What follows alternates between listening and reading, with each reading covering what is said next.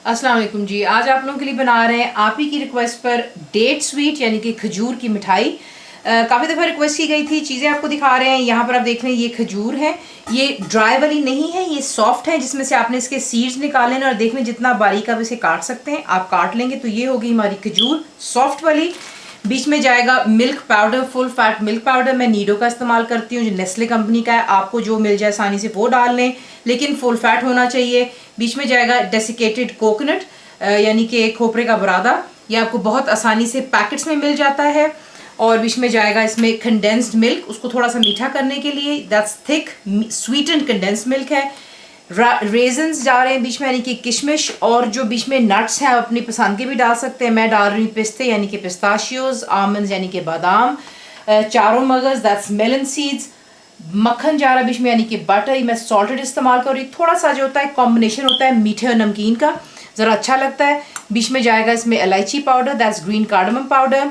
आपको दिखाते हैं इसको बनाना किस तरह है, लेकिन आपको एक चाहिए होगा ट्रे जो थोड़ा सा गहरा होना चाहिए, उसे ऑयल कर कर रख लें क्योंकि जब जैसे ही बनेगा हम इसको इसके अंदर डाल करके जमाएंगे। स्क्वायर हो, सर्कल हो, जो आपके पास अवेलेबल है, ये हमें वो चाहिए होगा। आपको दिखाते हैं इसको बनाना। नॉन स्टिक पैन अगर आप इस्तेमाल करते हैं आपकी लाइफ आसान हो जाती है, क्योंकि जितना भी आप मीठा बनाते हैं उसका ये खदशा होता है नीचे लग जाने का। तो मैं यहाँ पे फ्राइंग पैन का इस्तेमाल कर रही हूँ जो कि नॉन स्टिक है। बटर आपने यहाँ पर मेल्ट कर लेना है और मेल्ट करते करते ही बीच में मैं ऐड कर रही हूँ जो कि हमारी बहुत ही फाइनली चॉप्ड डेट्स हैं।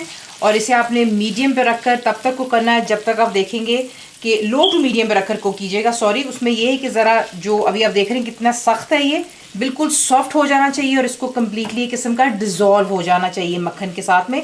तो इसको पका लेते हैं ज़रा। यहाँ पर आप देख लें बिल्कुल लो टू मीडियम पे रख के आपने इसको बनाना है कि ये देखिए कितना मशी हो चुका है, बिल्कुल सॉफ्ट हो गया हुआ है। यहाँ पर ला कर के अब आप ऐड करेंगे जो कि आपका इलायची पाउडर है, और फ्लेम फ़िलहाल अभी भी जो है लो टू मीडियम के दरमियान में है। बीच में जाएगा कंडेंस्ड मिल्क, मीठा वाला जो होता है, ये भी चला गया। और इसको पहले अच्छे से मिक्स कर लेते हैं और फिर नेक्स्ट डालते हैं, आपको दिखाते हैं क्या डालते हैं। अच्छी तरह आपने मिक्स करना है, बिल्कुल हल्का कर लीजिएगा चूल्हे को ताकि आप पर जो है इसकी छींटे ना पड़े। आप देख रहे हैं काफ़ी इसमें इस वक्त बटर नज़र आ रहा है, लेकिन जैसे जैसे इसकी कुकिंग जो है एंड की तरफ आती है आपको मक्खन कम नज़र आएगा।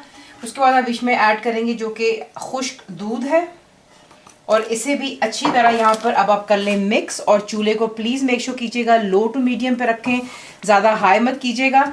और इसको अच्छी तरह मिक्स कर लेंगे।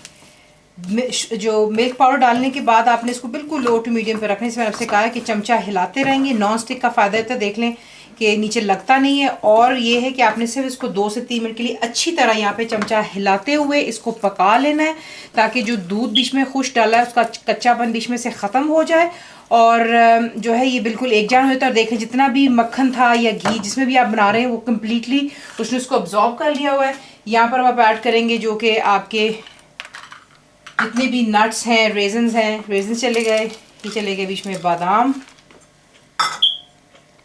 तमाम पिस्ते जा रहे हैं बीच में, और चले गए चारों मगज़, ये डाल लें। और यहाँ पर लाकर आपने फ्लेम बिल्कुल लो पर कर लेनी है और मेक श्योर कीजिएगा कि सारे नट्स अच्छी तरह जो है इसके अंदर में मिक्सअप अच्छी तरह मिक्स कर लेना है आपने, ताकि जितने भी नट्स वगैरह सब कुछ अच्छी तरह मिक्सअप हो जाए।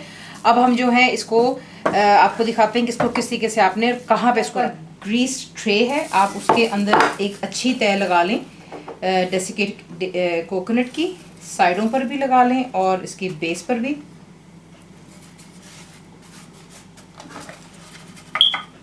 इस तरीके से ये हो गया। और उसके बाद जो हमने बनाई हुई हमारी मिठाई है यहाँ पर, उसे आप उठा करके इसके बीच में रख देंगे और इवनली इसको स्प्रेड आउट कर लें। स्प्रेड आउट कर लेने के बाद ये भी गर्म है तो अपने हाथ का ज़रा ख्याल रखिएगा। और इसके ऊपर अब आप डालेंगे जो बाकी का डेसिकेटेड कोकोनट है और इसको बिल्कुल ठंडा हो जाने दें। फ्रिज में नहीं रखना फ़िलहाल क्योंकि ये बहुत गर्म है, इसको बाहर ही ठंडा हो जाने दें। आपको पता है आजकल विंटर्स है, वैसे भी ठंडा होने में कोई ज़्यादा टाइम नहीं इसको लगेगा। और फिर इसकी जो है जिस तरह मर्ज़ी आप टुकड़ियाँ काट लें, स्क्वायर कर लें, डायमंड, जिस तरह आपको पसंद है आप कर सकते हैं। तो इसको ज़रा जो है थोड़ा ठंडा हो जाने दें। ठंडे हो जाने पर आप इनको स्क्वायर्स में काटें या गोल काट लें, जिस तरह आपका दिल चाहे। फुल रेसिपी के लिए आप जाएंगे मेरी वेबसाइट जिस cookWithFaiza.net पर। जरूर बनाइए। तो आपको कैसा लगा दुआओं में याद रखें। And thank you for watching the video.